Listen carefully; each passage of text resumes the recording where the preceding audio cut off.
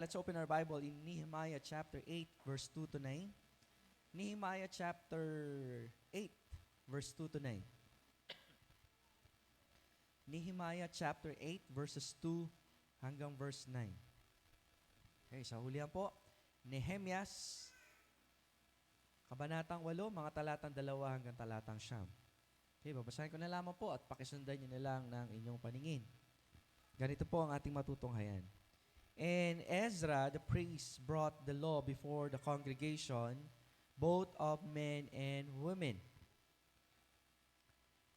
And all that could hear with understanding upon the first day of the 7th month. And he read therein before the street that was before the water gate from the morning until midday. So ganun nila binasa. Okay? O pinakinggan. Before men and women, and that could understand, and the ears of all people were attentive unto the book of the law. And Ezra the scribe stood upon a pulpit of wood, which they had made for that purpose, and beside him stood Mattithiah, and Shema, and Anaiah, and Uriah, and Hilkiah, and Maaseiah, and on his right and on his left hand, Pedaiah, Mishael, and Malkiah, and Hashum, and Hashbadana, and Zechariah, and Meshullam. And Ezra opened the book in the sight of all the people, for he was above all the people. And when he opened it, all the people stood up. And Ezra blessed the Lord, the great God, and all the people answered, Amen, Amen, with lifting up their hands. And they bowed their heads and worshipped the Lord with their face to the ground. And Jeshua and Bani and Zerebiah, Jamin, Akub, Shephatiah, Hodiah, Marsiah, Kelita, Azariah, Jozabad, Hanan, Peliah, and the Levites caused the people to understand the law, and the people stood in their place. So they read in the book of the law of God distinctly, and gave the sense, and caused them to understand the reading. Notice, laging binabanggit yon. Okay? Pagkabasa, lagi, they cause them to understand, pinapaunawa. So, hindi lang sila basta nagbabasa, gusto nilang maintindihan. Verse 9, And Nehemiah, which is the Tirshata, and Ezra the priest, the scribe, and the Levites that taught the people, said unto all the people, This is holy unto the Lord your God. Mourn not, nor weep, for all the people wept when they heard the words of the law. Tuloy natin sa verse 10. Then he said unto them, Go your way, eat the fat, and drink the sweet, and send portions unto them for whom nothing is prepared. For this day is holy unto our Lord. Neither ye be sorry, for the joy of the Lord is your strength. Ay po manalangin. Muli, Panginoon, salamat po sa pagkakataong ito na ibinigay niyo po sa bawat isa. Sa pag-aaral ng banal na salita, hiningi po namin ang paglilinis na nagmumula sa iyo. Sapagkat anumang bagay na meron po kaming daladala, karumihan, ay hindi po ito makakatulong upang maintindihan po namin ang iyong banal na salita. Lalo tigit sa lahat, ang pakikinig po namin ay aming paraan ng pagsamba sa dakilang Diyos na nagligtas, na nagbibigay sa amin ng lakas, ng biyaya sa araw-araw. Dalangin ko po, Ama, na patuloy ang iyong kabanalan, ang aming masaksihan, at makita namin ang aming mga kasalanan, at baguhin po namin ito, at lumakad po kami sang-ayon sa kabanalan na meron po kayo. Papuri pa sa salamat ang inihahandog namin sa iyo sa pangalan ni Jesus. Amen at amen. Mari na po tayo maupo. Giving proper respect to the God of the Word. Giving proper respect to the God of the Word. Now, bilang isang mananampalataya, Baptist, in that sense. So lahat po tayo, somehow, we identify as Baptist. And hindi natin tinataas ang pangalan na yan, but rather we are being, identified as one. Bakit? Kasi nga po, ang isa sa katuruan ng Baptist ay saan? Merong pananampalataya o merong pong paninindigan base sa salita ng Diyos. So the authority of the Scripture is evident in the lives of the believers in the Baptist circle. Amen? So kapag sinabi po nating mananampalataya, sabihin na natin mananampalataya, tayo po ay naniniwala sa authority ng Scripture. Amen? So all of us should understand that the authority of the Scripture should be final. So ibig sabihin, hindi tayo kagaya ng Roman Catholicism that their practice is based mostly on tradition. Ito yung pinapanood ko po. Okay? At kung bakit ko pinapanood, kasi gusto ko rin ma-check kung ano po ang paniniwala ninyo. So bagaman tinuturo natin, sabi ko nga, we teach about sola scriptura. Ano ibig sabihin nito? Ibig sabihin nito na sa kasulatan lamang natin makikita o dapat i-practice yung mga bagay na atin pong isinasabuhay. Hindi ho sa sinasabi ng ibang tao, hindi sa paniniwala o sa ganda ng sinasabi ng leader, kundi saan? Sa pamamagitan ng salita ng Diyos. God's Word is the final authority ng bawat mananampalataya. Imagine kung ang ating pong pananampalataya is based on practice, there are many fallibility o maraming error, ika nga, pagdating po sa tinatawag po nating practice. Kasi nga, men err or men always what? Make mistakes. Pero ang salita ng Diyos, free from error po siya. Pinag-aralan po natin ito sa bibliology. And somehow, kung nakakalimutan niya, siguro maganda, balik-balikan din po natin yan. Pero ang salita ng Diyos, wala siyang anumang kahit na konting pagkakamali. That's our belief. Oo, naglalaman po siya ng mga gross, di ba? Pero it's a record in which yan ang nangyayari sa isang tao na lumalayo saan? Sa panuntunan ng salita ng Diyos. But all of the parts of the Bible is inspired. Ginamit ng Diyos ang mga experience ng tao for us to go back, okay, to the promise of God, and at the same time, makilala natin sino ba yung Diyos na ating po pinaglilingkuran.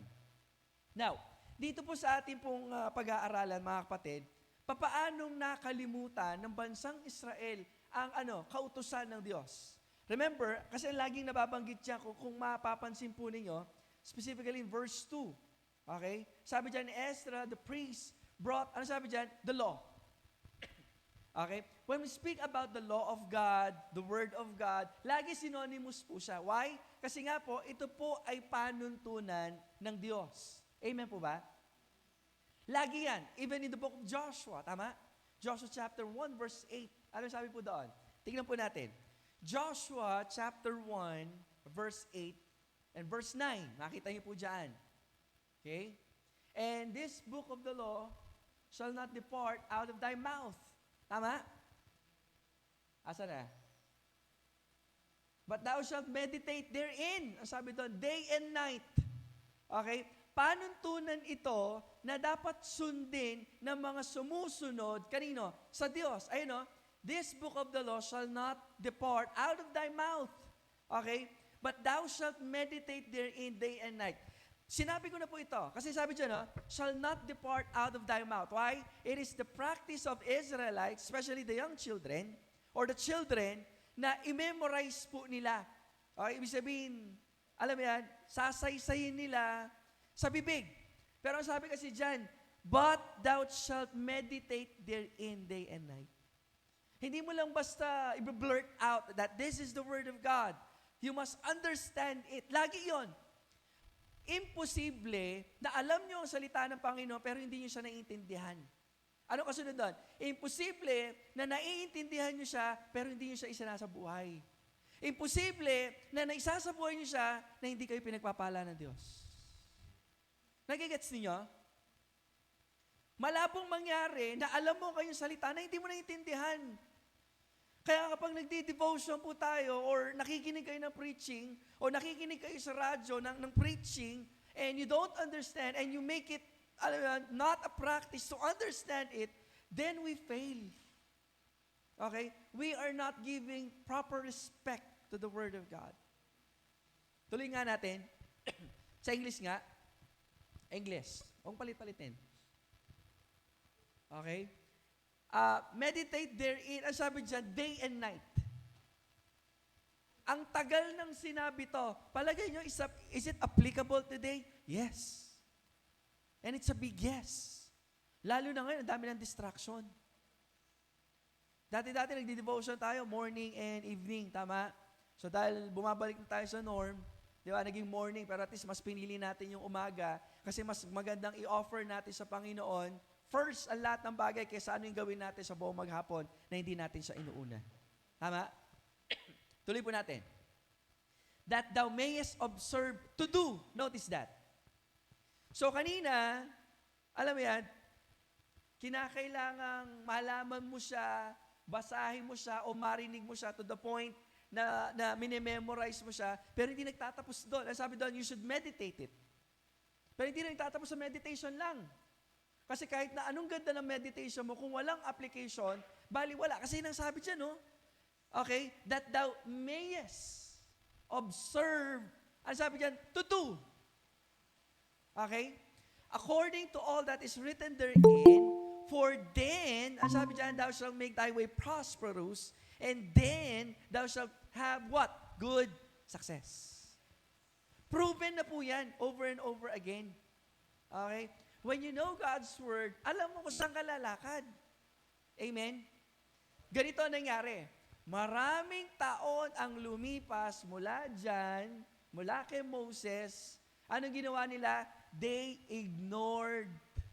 They rebelled against God's Word. Instead na paniwalaan nila, pinagdudahan nila. Instead na paniwalaan nila, ang dami nilang alibay. Ganun naman ginagawa ng kaaway, tama? So, ano po yung mga dahilan? Tatlong bagay nais ko pong iwan sa inyo.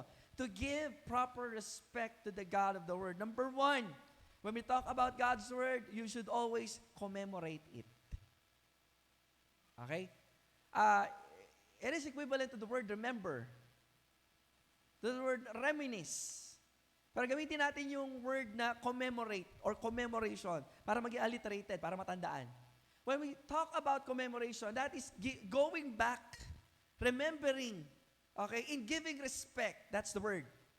When we commemorate God's Word, ibig sabihin mga kapatid, ginagalang po natin ito. Ano nangyari dito sa panahong ito? Ang dami ng battle, ang nangyari sa Israel, na dapat nananalo sila, natatalo sila. Alam mo bakit? Kasi hindi nila inaalala ang salita ng Diyos. Nakikinig po ba kayo? Kaya nung nakita nila sa temple, yung Word of God, naalarma sila. Kumbaga para bang, uy, ano to? So it indicates na they ignored God's Word. Kaya malaking problema sa isang tinatawag nating tagasunod ng Diyos kapag hindi niya kinikilala ang salita ng Diyos. Hindi lamang ibig sabihin ito na naririnig niyo lang, na yung ibang tao, they're having a Bible study in it, without you participating in it. Delikado po ito, mga kapatid. Okay? Delikado po ito. They have come to the point in their lives that they ignored God's Word. Alam mo nangyari? Ganito, nag-aaral sila. Dahil isang nation naman tao, okay, nag-aaral naman sila, okay na yun. Matuwa na ako, balo ko na yan. Yung pinaka-danger dun eh. Hello? Lata ng basan kasi abasa natin yung Bible. Alam mo yon? So sa sobrang pagmamataas nila, di ba, na alam na nila ang lahat ng bagay, they fail. Kaya pala, totoo yung sinasabi ng salita ng Diyos. The moment na magkaroon ka ng kayabangan, ibabagsak ka ng Panginoon. Tama? Tama? Peter knows that. The moment that you remove your attention, your focus to God, that is the time na lulubog po kayo sa pananampalataya. Specifically in, alam mo yan, having the right attitude towards God's Word. Dahil sabi ko nga, dahil believers tayo, so hindi lang tayo pa sa may Bible. Di ba? Binabasa natin yan faithfully, minemeditate po natin yan repeatedly, and at the same time, mga kapatid, we have that desire to apply, to take what? Action to what we, alam mo yan, understand based on God's Word. Hindi lamang ho tayo basta grupo ng mga taong, naniniwala kami sa Bible, but the question is, Are you living? Diba? In the principle that God has given us through His Word. Yun yung tanong dun eh. Kasi mga kapatid, ganito, kahit ang dyablo, alam niya ang Bible. Alam niyo ba yon? The devil is a great theologian. Pwede ka maging great theologian, pero pumunta ka ng impyerno. Nagigets niyo? So sa isa sa mga kinakatakutan ng kaaway, ay malaman mo kung sino yung Diyos sa pinaglilingkuran mo sa pamamagitan ng salita ng Diyos na binabasa mo. Kasi hindi pwede na magkaroon ka ng Diyos sa pamamagitan ng sarili mong katalinuhan. Dito na lumalabas yung mga nagagaling-galingan eh. Ano yung mababasa natin? Kahit ako'y di pala simba, may Diyos akong kinikilala. Wow, gandang pakinggan. Saan sa Bible yun? I get nga? May mga ganun eh. Di ba? Kahit nakapantalon lang ako na maong, di naman tumitingin ang Diyos sa panlabas, tumitingin siya sa puso. Patay. Nagigets po niya? You can be a great theologian and then, alam yan, you're disobeying God. Paano nga ulit tinukso ng kaaway si Jesus? Salita ng Diyos. Naalala niyo? Di ba? Nung nagugutom si Jesus kasi 40 days and 40 nights siya nagpe-pray, lumapit yung kaaway, marahanap na ka. Di ba? Nagawa mo. Kaakakit mo ring bato nga rin. Gawa mong tinape kasi sabi kayong Book of Psalm. Di ba? Kaya mong, alam mo yan, gawing bato, gawing tinapay ang mga batong ito. Salita ng Diyos. Tapos ang ginawa niya, dinala siya sa mataas na lugar. Diba? Tapos, inutusan niya na magpatihulog siya dun. Kasi nag-quote na naman ng verse. Kasi hindi kahayaan na masaktan ng iyong mga anghel. Aba, galing. Diba? Mga kapatid, when it comes to God's Word, hindi lamang basta, alam yan, nalalaman natin, hindi lamang basta kaya nating explain, but most specifically, mga kapatid, ang requirement in Bible reading is what? Transformation. Hello? Kasi nasabi dun eh, di ba? In Joshua 1:8, that ye may observe, sabi dun, to do. Ngayon, ang mga taong ito, let's go back in the book of Nehemiah. Sa time ni Nehemiah and Ezra, itong mga taong ito, they fail big time. Why? Because they ignore the Word of God. May tamadla, matutundula, diba? Naging common na lang to the point na para bang binabaliwala na lang nila. Yun yung naging pagbagsak po nila. They sang about it, they debate about it, but there's no transformation at all. There's no connection to God at all. Magagaling lang silang magbasa ng Bible. Tapos. Pero hindi yung trabaho ng Biblia eh. Kaya kung babasahin po natin, tingnan po natin ha. Okay? Balik po tayo, chapter 8. And Ezra the priest brought the law before the congregation, both men and women, and all that could hear with understanding upon the first day of the 7th month. May celebration kasi. Okay? There's no sense for them to celebrate without God. And for them to celebrate, alam mo, the goodness of God, merong record na nagpapaalala sa kanila kung nasaan na sila sa kanilang pananampalataya. Sadly, after they have read the Word of God, nakita nila they fail. Kasi nga na dapat dumalakad po sila, di ba, to observe, to do. Di ba, whatsoever written in the law of God, in the Word of God, hindi nila ginawa. Ano naman ang kinalaman? Yun yung dahilan kung bakit sa maraming pakikibakan nila, natatalo po sila. Ito yung naging dahilan kung bakit naging captive po sila. Kung bakit sa panahong ito, nawasak yung temple, nawasak yung pader. Ito na kasi time na nire-rebuild na yung i-rebuild na po yung pader. Kasi nga, they're in total desolation. Talong-talo sila. Mga kapatid. Ngayon, nung na-build na, so ito na yung time, mga kapatid, na balikan po nila yung salita ng Diyos. Let's go back to God's Word. Kaya yung reaction po nila dyan, okay, tingnan nga natin uli. Verse 9. Okay? And Nehemiah, which is the Tirshata, and Ezra the priest, the scribe, and the Levites, taught the people. Okay? Hindi lang kasi nila gusto na magkaroon lang ng public reading. Okay? Ang goal din nila to have a public understanding and public connection between people to God. Yun yung purpose. Okay?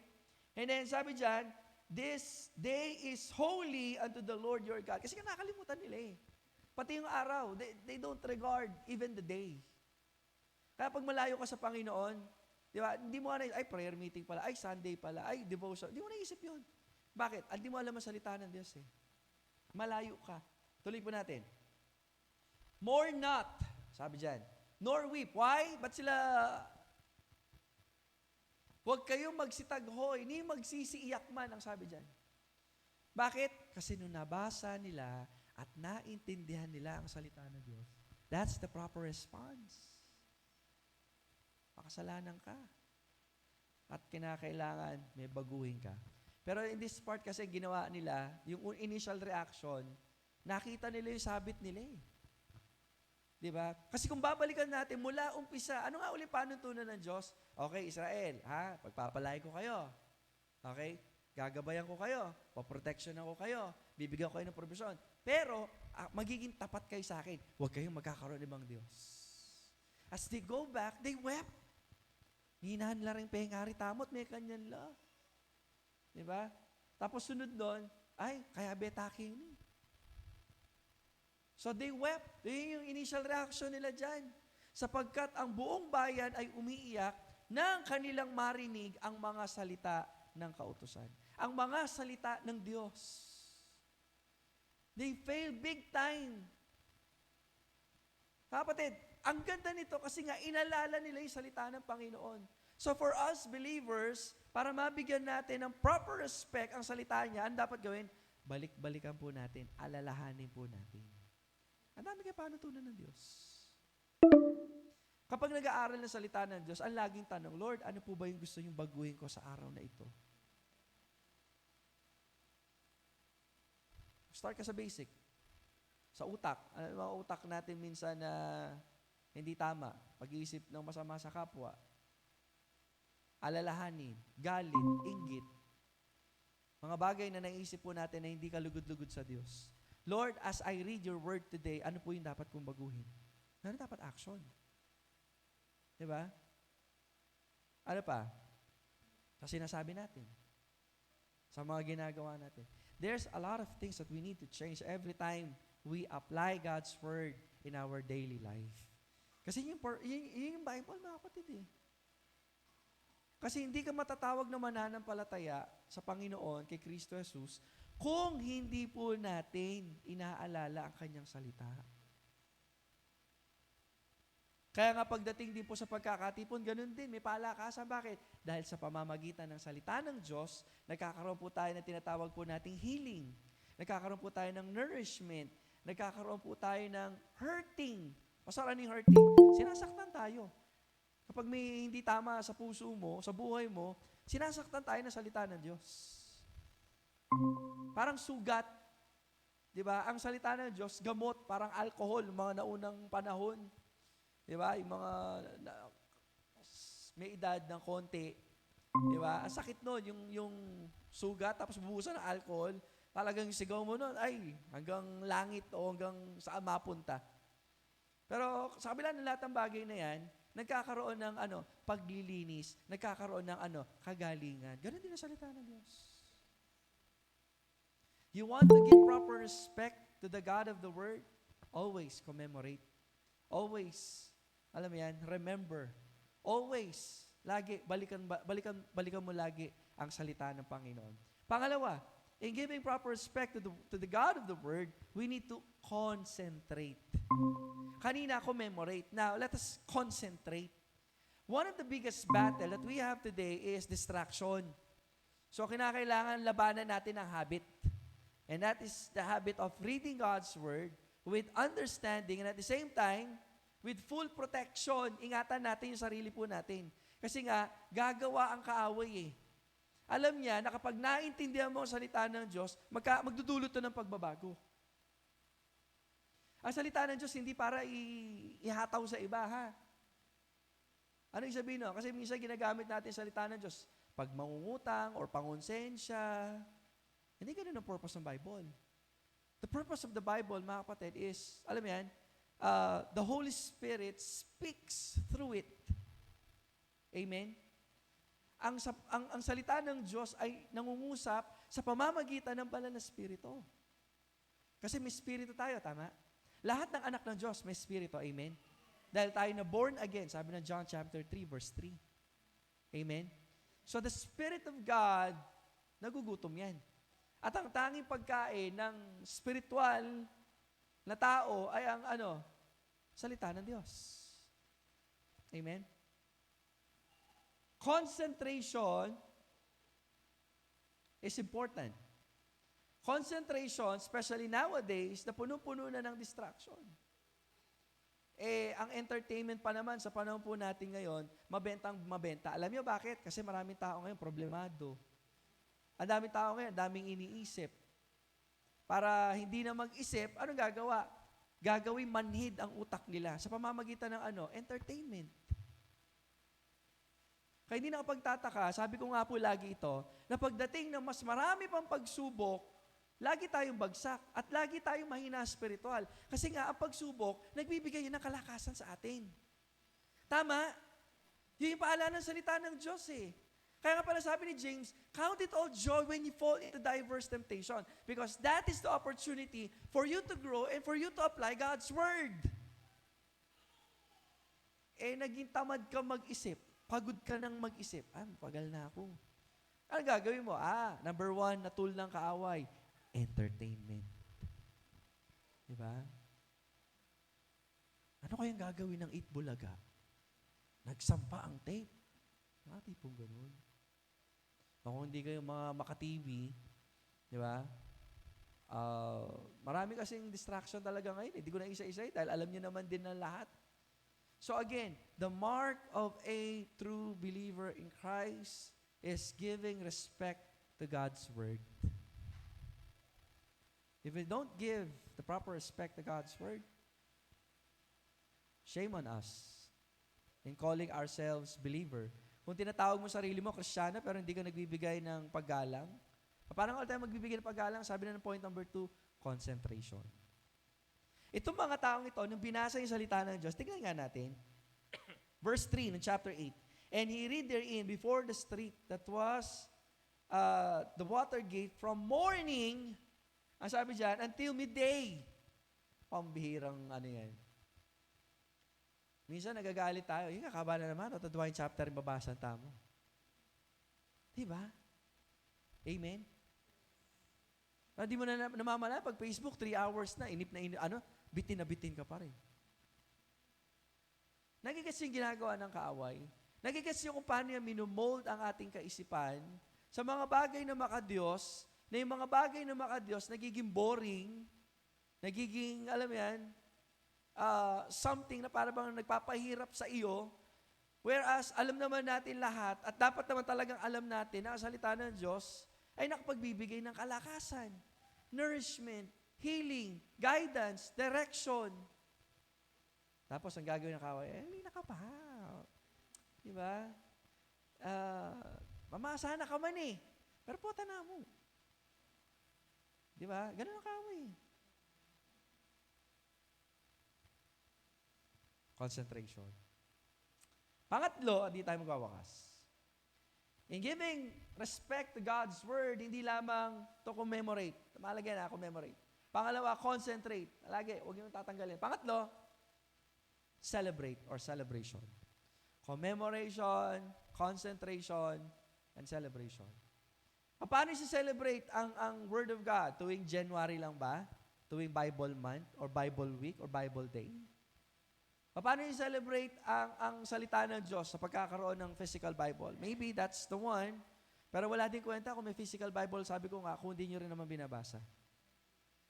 The most important celebration that we could have, in giving respect to God's Word is what?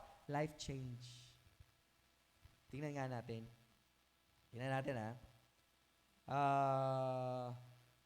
verse 6. And Ezra blessed the Lord, the great God, and all the people answered, Amen, Amen.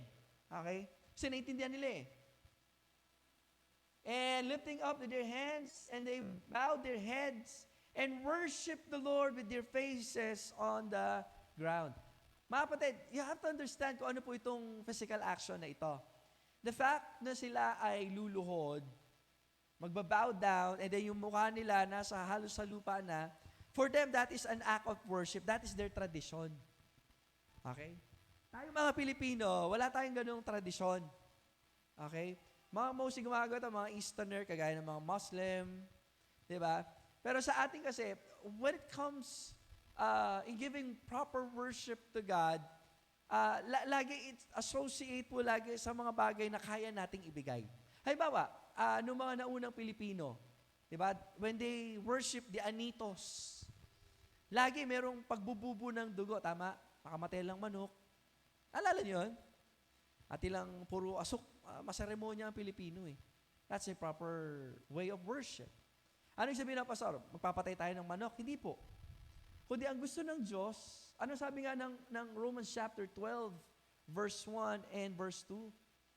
Sabi doon, I beseech you therefore, brethren, by the mercies of God, that ye present your bodies a living sacrifice, holy, pleasing or acceptable unto Him, which is your reasonable, ang sabi doon, service. Yun yung nakakaaya sa Panginoon. Ayun, no? Diba? A living sacrifice, holy, acceptable unto God, which is your reasonable. Ito yung katampatan.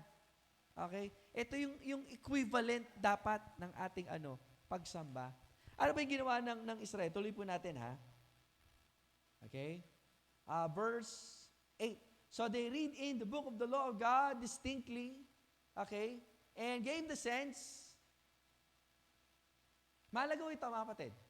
Every time we worship, kahit sa mga tumatayo, nagli-leader, wag lang puro paawit. Yung puro, puri tayo sa Panginoon. Gas na yan. Paano? Diba? Naalala ko, meron tumatayo dati dito, itaas natin ang pangalan ng Panginoon. Alala niyo yun? Sarcastically, sabi ko, paano yun? Susulat kayo ng pangalan ng Diyos, Jesus, sa isang karatula, tapos itataas yung gano'n, tinataas ba natin ang pangalan ng Panginoon? When we wanted to worship or to lift the glory of God, sa pamamagitan yun ang buhay mo. Amen? Sa paanong buhay? Dahil nalaman mo, ang salita ng Diyos ang nagtuturo na magbigay sa iyo ng tamang direksyon, ng tamang pangunawa, ng tamang paggabay. Alam mo yan? Sa paraan ng pag-aalaga ng iyong pamilya, sa paraan ng pag-iingat ng iyong trabaho. Kasi dapat kinakikitaan po tayo in those area na paglilingkod po natin sa Panginoon. In short, an act of worship is what? Everyday lifestyle. Hindi lang every Wednesday, natatayo ko.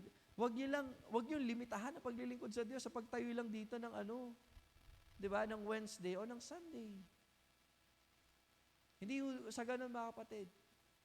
Paano mapapapurihan ng Panginoon? Kapag ang mga magulang ninyo nagkakaroon ng katuwaan sa inyo, kasi inilagay sa puso mo ng Panginoon na ang paggalang sa magulang, ang isa sa dapat priority ng mga kabataan, and in that way, you are giving, alam mo yan, glory to God, and at the same time, napapasaya mo yung magulang mo, that's an act of worship.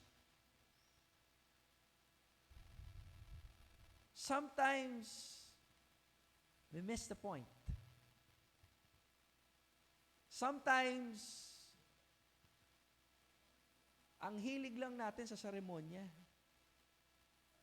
Ang nais ng Panginoon, yung pamumuhay mo sa pang-araw-araw, nagkakaroon ng kapurihan sa Diyos at nakikita ng ibang tao, hindi dahil sa pinilit mo, na gusto mo lang na, para mapansin ako. No, that's not the deal.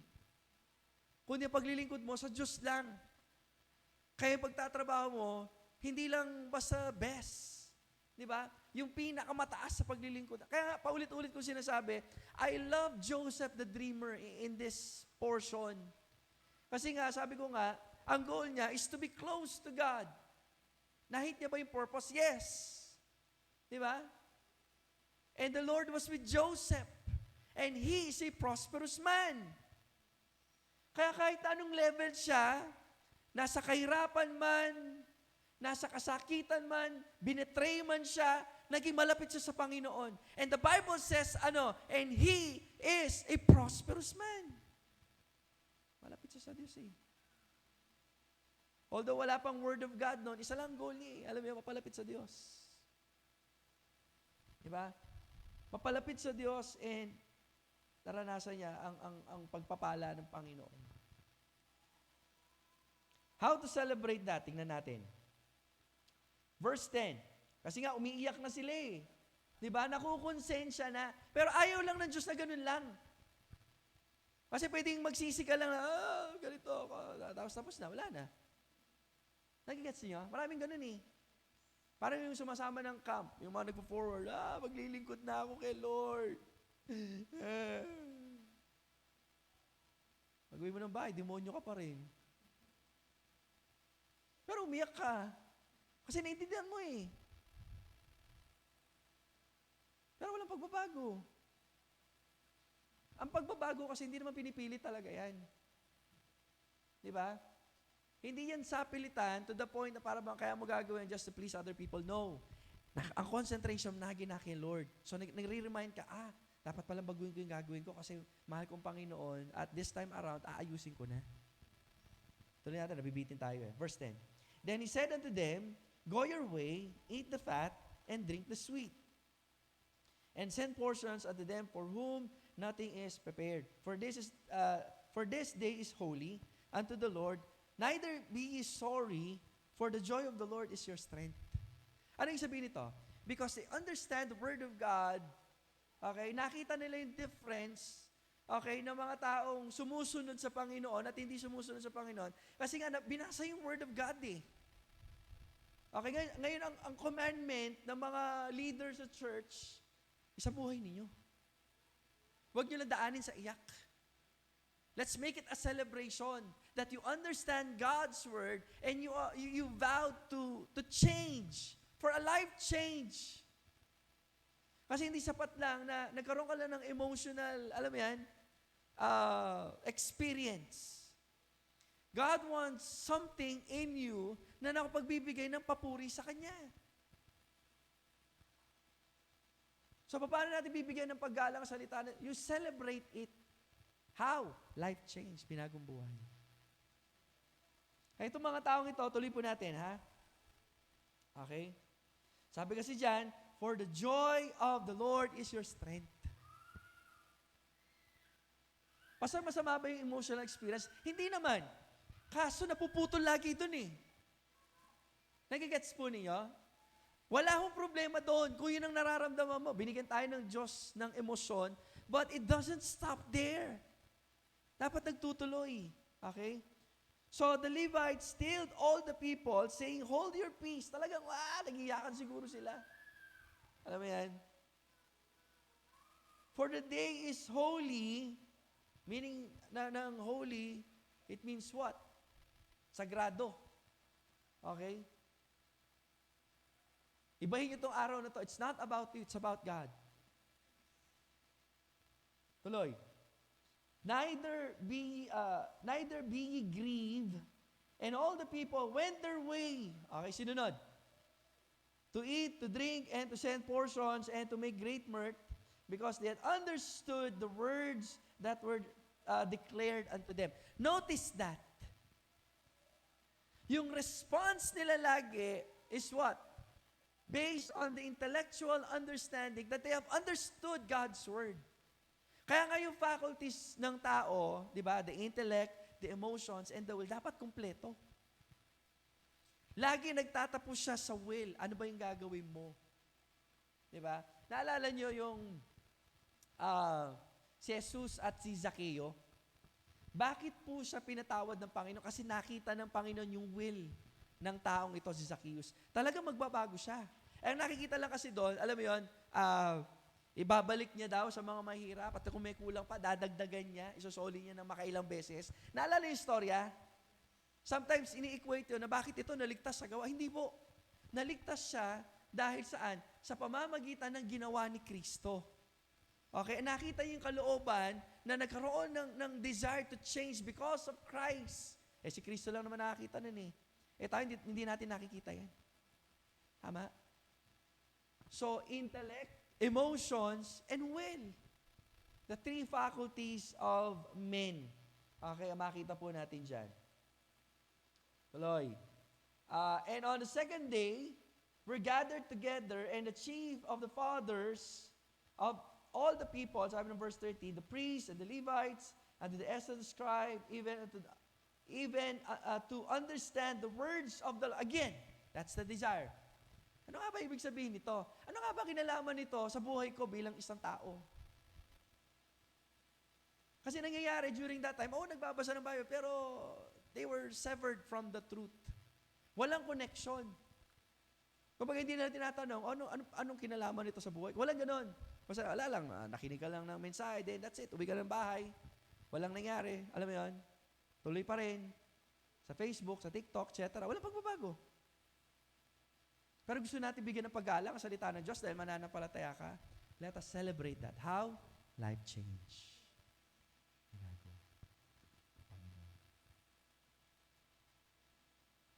Kung tutuloy-tuloy niya yan, lagi, upon the first day, they read God's Word, and there's a great change, and equated to what? Great blessing na nagmula sa salita ng Diyos. Mga kapatid, kung bakit po natin ito tinitignan, ito na yung panahon na inaatake na ang Bible, diba? Ang pagkakakilala sa Panginoon, and then ini-inject ang iba't ibang bagay, iba't ibang katuruan sa mga mananampalataya unknowingly when you watch Facebook. Different practices. Hindi nyo ba alam na gano'n na ginagawa ng kaaway? Alam niyo ba yung term na kamusta ka na, Beshi? That's the injection of the doctrine of this world. Ang dating, nakaka-entertain. Nakakabago to gayahin ko nga. Nagigets niyo? Hindi nyo alam yon, pero alam mo yun, dahil catchy, sige go. Kasi nga gusto ng kaaway, ma-entertain ka. I-practice mo yung utak mo, natanggapin ng mga bagay na masaya, kahit hindi mo pinag-iisipan kung ano yung mga bagay na yan, kung natutuwa ba ang Diyos o hindi. Kaya hindi na pagtataka, sabi ko nga, pagdating ng problema, kasi iba-ibang approaches sa young people, ganyan. Sa adults, ganun din. Ang ina-inject naman sa mga adults, worry, pag-aalala. So pag tumitingin kayo sa Facebook at tataas ang bilihin, ang gugulo na ng mga bagay-bagay sa mundo, you cannot think about the Word of God. Balikan nga ulit natin Joshua 1:8. Paano daw magtatagumpay si Joshua? If you meditate the Word of God, the law of God, day and night. Tanungin natin sarili, am I winning? Or am I failing? Or am I losing? Kasi ang salita ng Diyos, ang sandigan ng mga mananampalataya. Without the Word of God, you cannot win. Kapatid, it's about time for us to change our ways. Baguhin natin yung ating pamumuhay. Hingi ka ng tawad sa Panginoon. Kung ang devotion sa'yo medyo nakakaantok na, hingi ka ng tawad sa Panginoon. Kung medyo tinatamad ka, baguhin mo. Ikaw mismo mag-volunteer. Pwede ba ako mauna? Ako mag-share? Diba? Hindi ka makontento. Sige, alam mo yun, lahat ng memory verse natin, sige, tantarin mo na memory verse. Huwag kang matutulog, huwag kang kakain. Kung maaari, huwag kang hihinga hanggat hindi mo na memorize ang salita ng Panginoon. Why? Because that's how we give respect to the God of the Word. Kasi gagawin ng kaaway yan Nakakatamad na. Alam mo yan? Kaya konti na lang nagte-testimony kasi makakatundo na. Mga tipong gano'n. Minsan natatempt tuloy ako na, Lord, tinatamad na sila. Pwede ba namin tanggalin na yung listahan sa GC? Minsan tinatanong ko, sino nga ba talaga dapat masunod? Yung gusto ng tao, gusto ng Diyos? Nagigets niyo? Kaya nga kung wala ang panuntunan ng salita ng Diyos, dalawa lang yan. Sasang-ayon ang sistema sa gusto mo, or yung sistema ng iglesia sa mundo, or ikaw, dahil, alam mo yun, ibang sistema ng church lalabas ka. Bakit? Kasi kung ang sistema ng church ay spiritual, at ang sistema mo ay karnal, laban yan Di ba? Laban yan. Di ba? Kasi pag laban niya, ay, pastor, lagi na nga akong patura na. Kasi ganun na nga yun Ano gusto yung marinig? Puro blessing na lang. Hindi, ganun. It's about time for us to change the way we think towards God's Word.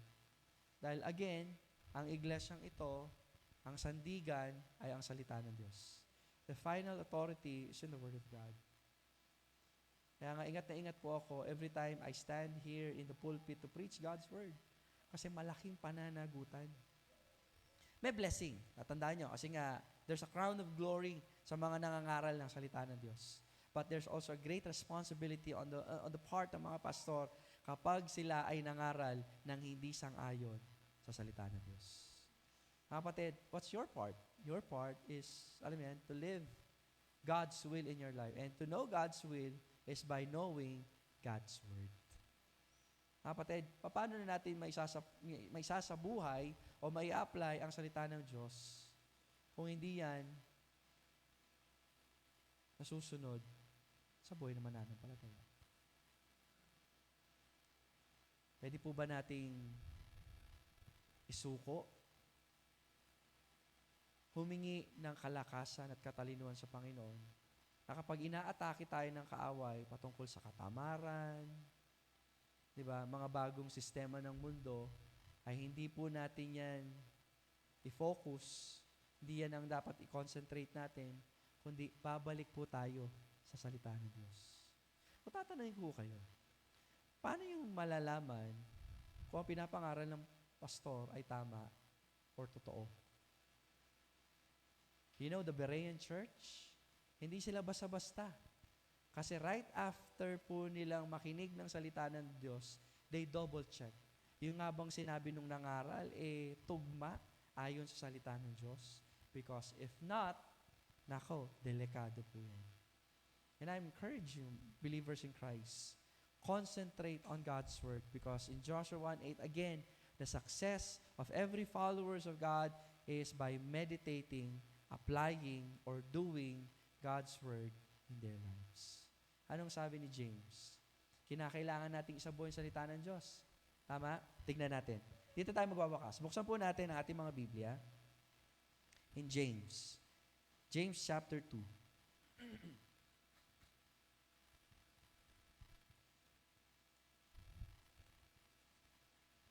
Okay? James chapter 2.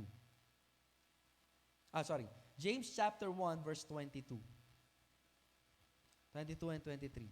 Sabi diyan, but be ye doers of the word and not hearers only. Okay? Sabi diyan, deceiving your own selves. Na niloloko ninyo or dinadaya ninyo ang inyong sarili. For if any be a hearer of the word and not a doer, he is like unto a man beholding his natural face in a glass. For he beholdeth himself and goeth his way, and straightway forgetteth what manner of man he was. So, ang salita ng Diyos daw parang salamin.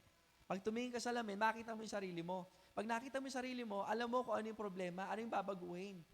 Ngayon, problema, kapag nakita mo yung sarili mo sa salamin at hindi mo binago, niloloko mo yung sarili mo. Amen? So, kapag ang salita ng Diyos, hindi siya nag-steer up, okay, ng something said, there's problem. Not in the Word of God, pero sa mindsetting. Amen? Mga kapatid, that's how we give proper respect to the God of the Word. Tayo po natin tumayo, tayo po yung manalangin. Muli, Panginoon, salamat po sa oras na ito. Salamat, Panginoon, sa iyong paalala, lalo-lalo na po sa iyong banal na salita. Nalaman po namin, Panginoon, sa pagbibigay ng tamang respeto na kailangan po namin alalahanin ang iyong banal na salita. Lord, we are being attacked because the devil is always targeting us. Ginugulo niya yung